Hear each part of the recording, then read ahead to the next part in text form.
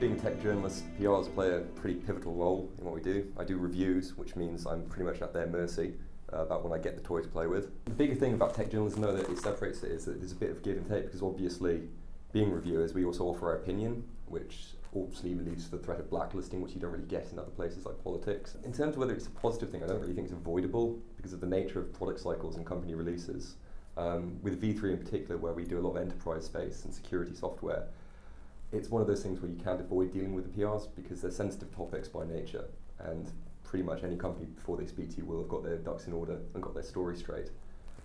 It makes it a bit of a weird one because, as I said, being journalists, you're meant to be unbiased, and obviously if you're taking a lot from PRs, it's automatically had spin on it, but hopefully that doesn't affect us too much.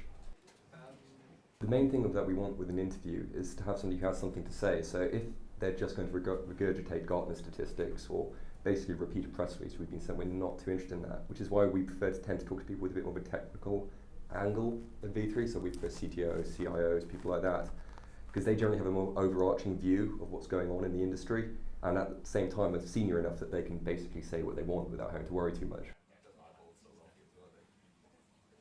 Making a good story, I think the main thing is just a good timing. I mean, tech moves pretty fast and people's interest goes like that.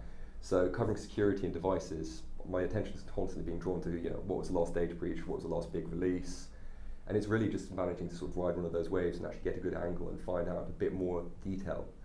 Press releases in V3 are taking a sort of a starting point, and if we don't get something to add to it, say an original comment or a different angle or spin, then it's not really that useful. Especially when it comes to certain things. I mean, if you get sort of a product release from someone like Kaspersky, it's interesting for that, but you have to then be able to put their quite technical talk into a way that everybody can understand and explain to people why it's important, at which point you really do need to speak to somebody within the department and not just take the pre-written quote. All journalists know there's a priority order in publications. You guys have your favourites who you go to first and the guys who get things pre-embargo.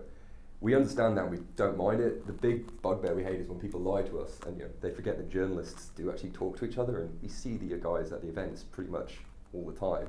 So if they've got a review in it first or they've got a story first, they'll tell us and we'll know where they got it. I think the problem with consumer tech is there are very few people who you can speak to, and you can't go in necessarily in as much depth as the B2B market, where there's an almost expected knowledge of the reader by the reader. So I do enjoy doing the Inquirer consumer reviews because obviously you get to basically just do it from the sort of layman's standpoint and write a bit of very basic terms, which makes it a bit easier in a way. But at the same time, I do prefer the B2B market for certain aspects. For example, I can actually go in a bit more in depth and sort of go to a more tailored market and sort of have to work more with my writing and my angle to make sure it's the correct one.